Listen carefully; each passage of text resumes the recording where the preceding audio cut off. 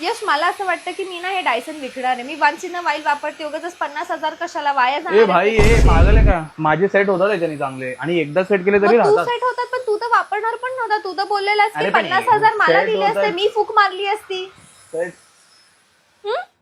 काय हा? काय काय आलं? केस बघ, दररोज असं हिरो बनायचं का असतं तुला?